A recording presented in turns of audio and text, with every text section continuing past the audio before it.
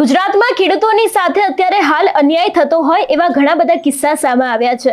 એમાં પણ માર્કેટિંગ યાર્ડમાં ખેડૂતોને જે પોતાનો પાક છે એના પૂરતા ભાવ ન મળતા હોય તો એની સામે અત્યારે હાલ ખેડૂતો દ્વારા વિરોધ પ્રદર્શન કરવામાં આવી રહ્યું છે। ત્યારે ખાસ કરીને જસદણ માર્કેટિંગ યાર્ડની અંદર પણ કોંગ્રેસના નેતાઓ દ્વારા હરાજી બંધ કરવામાં આવી હતી ને ખાસ કરીને ખેડૂતો છે એ લોકોને પણ પોતાના પાકનો પૂરતો ભાવ ન મળતા તે લોકો દ્વારા પણ માર્કેટિંગ યાર્ડની અંદર આંદોલન કરવામાં આવ્યું હતું ને ખાસ કરીને વિરોધ પ્રદર્શન પણ કરવામાં આવ્યું હતું।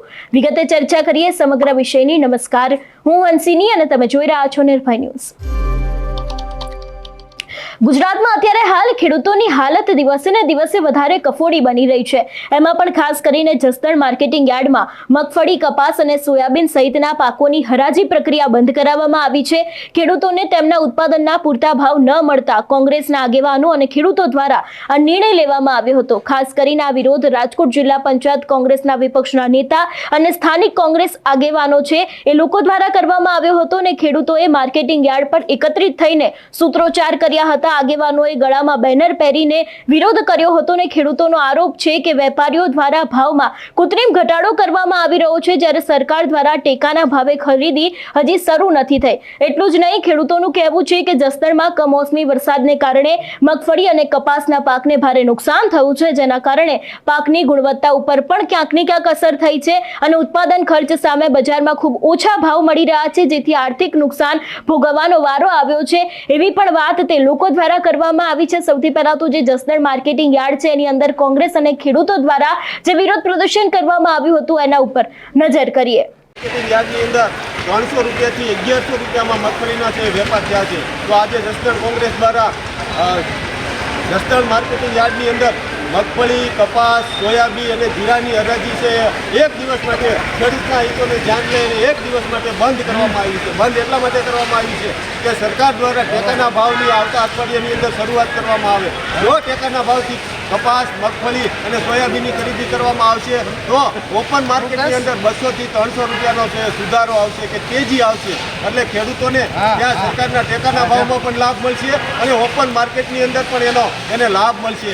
એ અમારી મુખ્ય માંગ છે કે આવતા અઠવાડિયાની અંદર ટેકાના ભાવે છે એ મગફળી, કપાસ અને સોયાબીનની ખરીદી કરવામાં આવે। અને બીજું, આ વર્તમાન સ્થિતિની અંદર ખેડૂત છે એ દેવાના બોજ હેઠળ દટાઈ ગયો છે તો આવતા દિવસોની અંદર ખેડૂતોનો ગુજરાતના ખેડૂતોનું તમામ દેણું છે એ આ સરકાર દ્વારા માફ કરવામાં આવે એ અમારી મુખ્ય માંગ છે।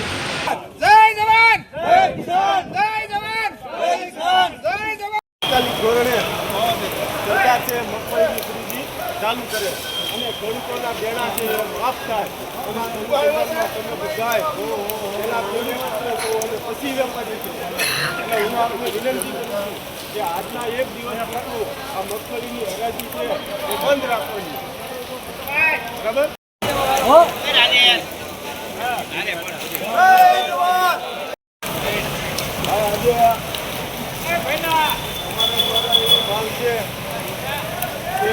મગફળી છે સરકાર ટેકાના ભાવે તાત્કાલિક ચાલુ કરે। જો ટેકાના ભાવે સરકાર મગફળીની ખરીદી ચાલુ કરે તો બજાર ભાવ છે એ પણ 100 થી 200 રૂપિયા 300 રૂપિયાનો વધારો થાય। તો અમારી મુખ્ય માંગ એવી છે કે આ સરકાર દ્વારા આગામી દિવસોની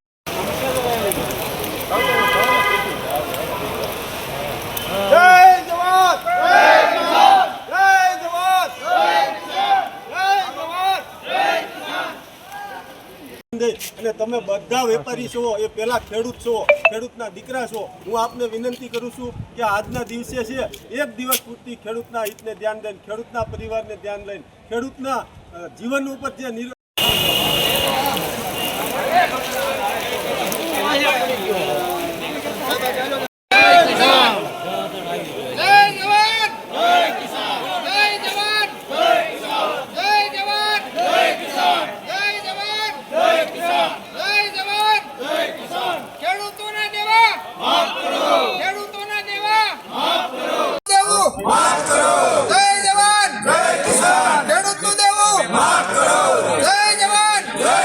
છું કે આજના દિવસે છે એક દિવસ પૂરતી ખેડૂતના હિતને ધ્યાન દઈને, ખેડૂતના પરિવારને ધ્યાન લઈને, ખેડૂતના જીવન ઉપર જે અત્યારે વીતી રહી છે એને ધ્યાને લઈ અને આજના દિવસે એક દિવસ પૂરતી આ કપાસની હરાજી છે એ બંધ રાખવામાં આવે। છે અને હાલ આજે માર્કેટિંગ યાર્ડમાં જે ખેડૂતો મગફળી લઈને આવે છે તેમને 300 રૂપિયા પ્રતિમણ ભાવ મળે છે અને તેના જ કારણે ખેડૂતો હેરાન પરેશાન થઈ રહ્યા છે. આવીએ છીએ ખેડૂતોનો તમામ દેણા છે માફ કરવામાં આવે, ટેકાના ભાવે મગફળી શરૂ કરવામાં આવે ત્યારે કોંગ્રેસના આગળ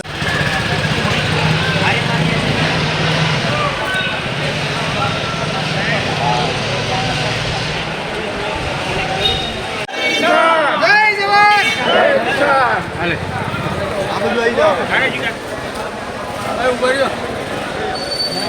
એટલે ખાસ કરીને અત્યારે હાલ જે હરાજી છે એને બંધ કરી દેવામાં આવી છે ને એની જ સામે જો વાત કરવામાં આવે કે જે રીતે અત્યારે હાલ ખેડૂતોને અપૂરતા ભાવ મળી રહ્યા છે કે જે પાકના ભાવ મળવા જોઈએ એ ભાવ ન મળવાની સાથે જ તે લોકો દ્વારા કોંગ્રેસને સાથે રાખીને ક્યાંક ને ક્યાંક વિરોધ પ્રદર્શન કરવામાં આવ્યું છે અને અત્યારે હાલ ગુજરાતમાં જે ખેડૂતો છે એ લોકોની પરિસ્થિતિ દિવસે ને દિવસે વધારે કફોડી બની રહી છે.